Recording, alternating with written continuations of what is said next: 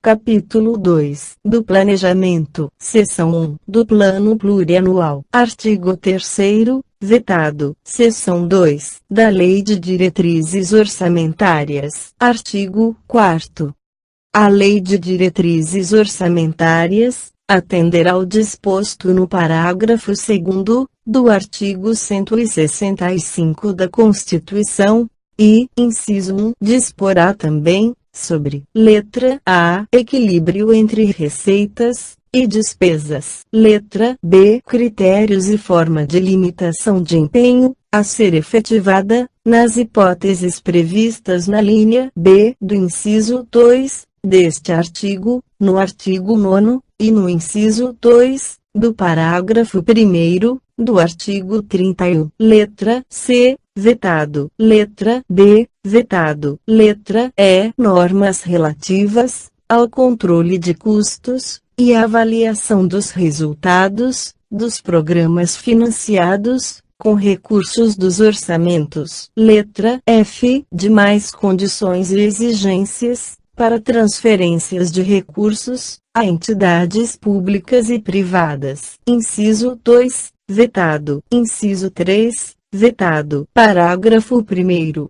Integrará o projeto de lei de diretrizes orçamentárias anexo de metas fiscais em que serão estabelecidas metas anuais em valores correntes e constantes relativas a receitas, despesas, resultados nominal e primário, e montante da dívida pública, para o exercício a que se referirem, e para os dois seguintes. Parágrafo 2º.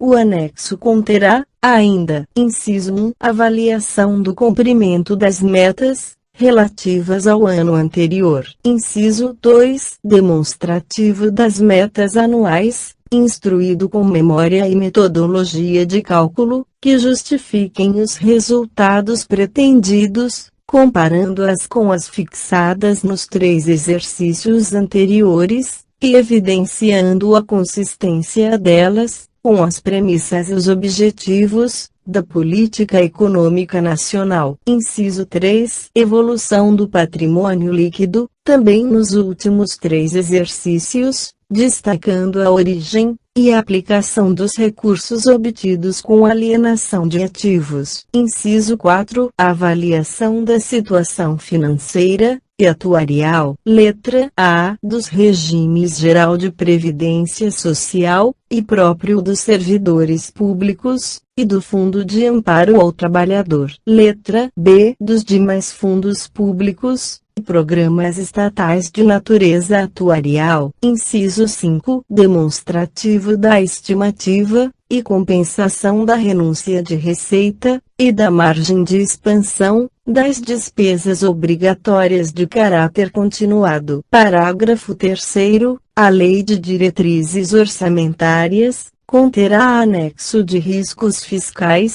onde serão avaliados os passivos contingentes e outros riscos capazes de afetar as contas públicas, informando as providências a serem tomadas, caso se concretizem. Parágrafo 4º. A mensagem que encaminhar o projeto da União apresentará, em anexo específico, os objetivos das políticas monetária, creditícia e cambial, bem como os parâmetros e as projeções para seus principais agregados e variáveis, e ainda as metas de inflação para o exercício subsequente. Seção 3 da Lei Orçamentária Anual. Artigo 5º. O projeto de lei orçamentária anual, elaborado de forma compatível com o Plano Plurianual, com a Lei de Diretrizes Orçamentárias, e com as normas desta lei complementar. Inciso 1, conterá, em anexo, demonstrativo da compatibilidade da programação dos orçamentos, com os objetivos e metas constantes do documento, de que trata o parágrafo 1º, do artigo 4º. Inciso 2, será acompanhado do documento, a que se refere o parágrafo 6º, do artigo 165 da Constituição, bem como das medidas de compensação, a renúncias de receita, e ao aumento de despesas obrigatórias, de caráter continuado. Inciso 3. Conterá reserva de contingência, cuja forma de utilização e montante, definido com base na receita corrente líquida, serão estabelecidos na Lei de Diretrizes Orçamentárias, destinada ao: letra A, vetado; letra B, atendimento de passivos contingentes e outros riscos, eventos fiscais imprevistos. Parágrafo 1º. Todas as despesas relativas à dívida pública, mobiliária ou contratual, e as receitas que as atenderão, constarão da Lei Orçamentária Anual. Parágrafo 2º. O refinanciamento da dívida pública constará separadamente na Lei Orçamentária e nas de crédito adicional. Parágrafo 3º. A atualização monetária do principal da dívida mobiliária refinanciada não poderá superar a variação do índice de preços previsto na Lei de Diretrizes Orçamentárias ou em legislação específica. Parágrafo 4º. É vedado consignar na lei orçamentária crédito com finalidade imprecisa ou com dotação ilimitada. Parágrafo 5º. A lei orçamentária não consignará dotação para o investimento com duração superior a um exercício financeiro que não esteja previsto no plano plurianual ou em lei que autorize a sua inclusão, conforme disposto no parágrafo 1º do artigo 167 da Constituição. Parágrafo 6º.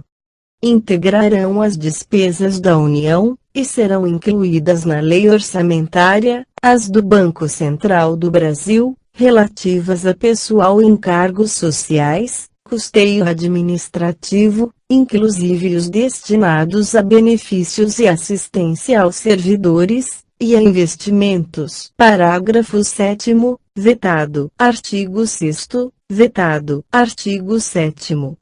O resultado do Banco Central do Brasil, apurado após a constituição ou reversão de reservas, constitui receita do Tesouro Nacional, e será transferido até o 10º dia útil, subsequente à aprovação dos balanços semestrais. Parágrafo 1º. O resultado negativo constituirá obrigação do Tesouro para com o Banco Central do Brasil e será consignado em dotação específica no orçamento. Parágrafo 2º.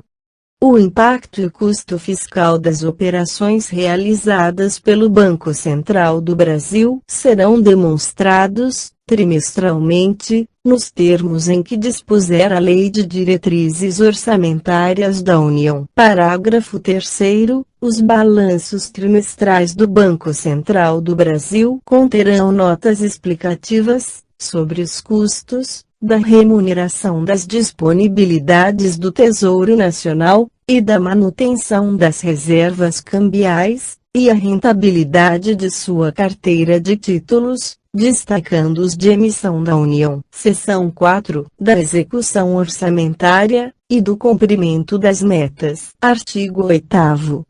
Até 30 dias, após a publicação dos orçamentos, nos termos em que dispuser a Lei de Diretrizes Orçamentárias e observado o disposto na linha C do inciso 1 do artigo 4º, o Poder Executivo estabelecerá a programação financeira e o cronograma de execução mensal de desembolso. Parágrafo único.